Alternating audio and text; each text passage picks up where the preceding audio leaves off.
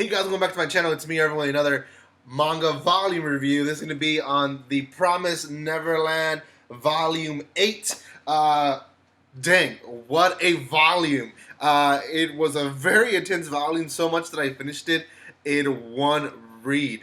I started the first chapter and I kept reading and I kept reading and I just finished it really fast. So, anyways, I will be reviewing the next few volumes I have bought in up to what they have already. I believe they have up to 11 released. So, and there's more in the Shonen Jump app, so I will continue reading past that as well. But anyways, Volume 8. Before I continue, I do want to say a few things. One, if you have not done so, please subscribe to my channel. Hit that bell button if you guys don't mind, and you'll be notified when I go live when I upload videos. Also, if you want to consider further supporting me, you guys can either go and become a Patreon in my Patreon, where you guys can get giveaways, can get exclusive videos and exclusive updates on my channel, or you can also consider at least buying some of the items that I'm showcasing there in the description below.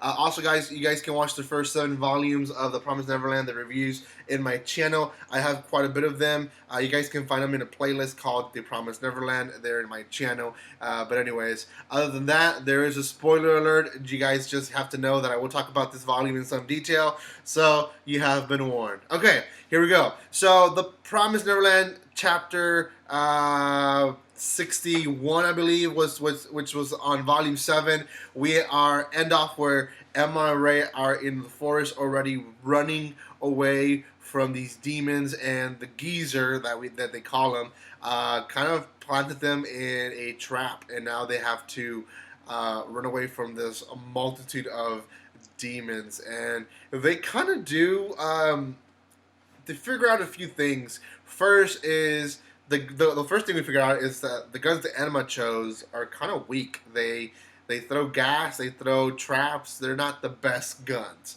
But I think they did it in a way because they wanted to figure out how to destroy the demons, and they finally figure it out. It's hitting the eye. So that's the main target they're going to be reaching now. They eventually run away from them, and days pass, and it's still kind of an on and off relationship between the geezer and them. Not really on and off, it's just off completely. So, anyways, they eventually arrive to the place there that's going to be basically a few miles away, just hours away from their destination, Golden Pond. The geezer at this whole time is planning to kill one of them. We don't know who it is. He just says, "I have chosen who's going to die." And oh yeah, actually he does say who it is. It's Emma. He just calls her a different name. Anyways, point is, Emma that night confronts him and says, "We're in the same boat. We understand that you're hurt. We understand that you lost friends. We understand that it was difficult for you to be alone for so many years, but we're also a family, and we want to work with you together." And she gives this whole nice speech. Anyways, point being is that the geezer looks like his heart's changing, and then Emma is trapped and taken away. Now, that was, if the volume would have ended there, great cliffhanger. But there's more, and the more is that Emma wakes up in this new village, and this new village is essentially a game ground for rich demons, sophisticated demons. And she quickly finds out that she is part of a game where these demons have created so they can hunt.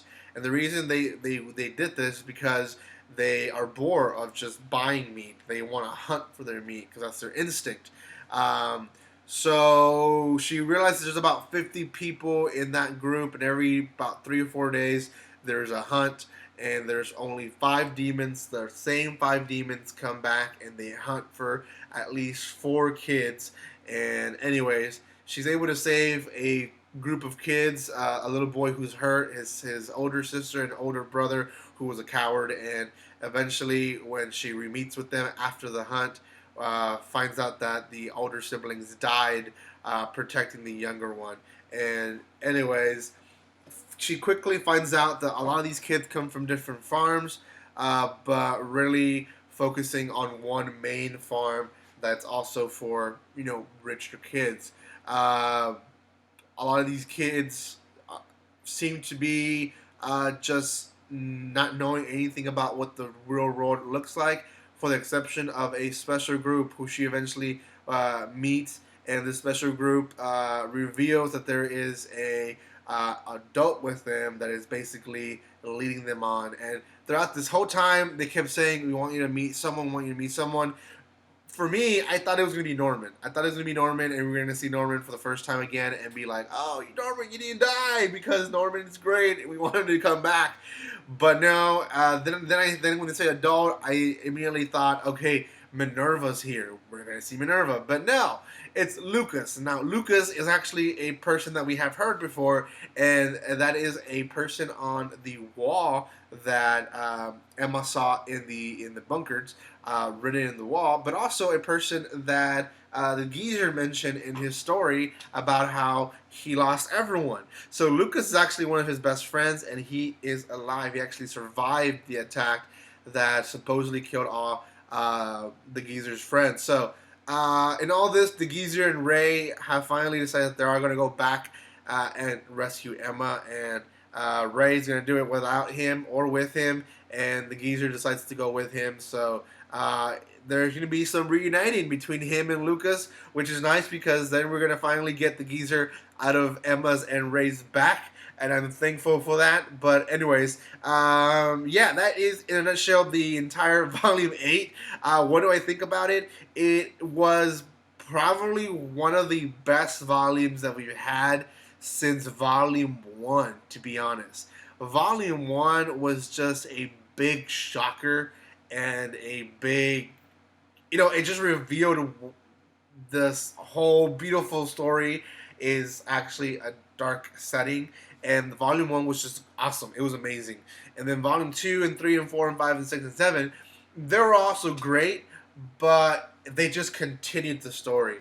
This one is setting a whole new realm, a whole new arc, a whole new type of setting, type of farm, if you want to say. It's not really a farm, but it basically is a farm. These demons are hunting, and they hunt for the weak because what they want is they want the stronger ones to get stronger so the hunt can be worth it. There's this one demon who lets Emma live because he wants Emma to grow and to get smarter and to be a threat to him so he can enjoy the meal once he gets her. That is just the development of these demons are just amazing. I like how they do that. They do a great job about it. They are looking down at the humans at a way that it's a game for them. They're mouse training their mouse to do what they want so they can just hunt for them. So anyways, I think this volume has been one of the best ones since Volume 1.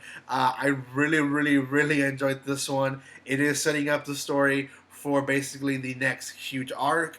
I just felt like when we reached Volume 5, I believe, when they were finally at the bunkers and they were or going to the bunkers, yes, it was a good arc, them traveling, getting there, meeting the geezer, but it was all information. There was not much action other than the geezer maybe threatening to kill Emma.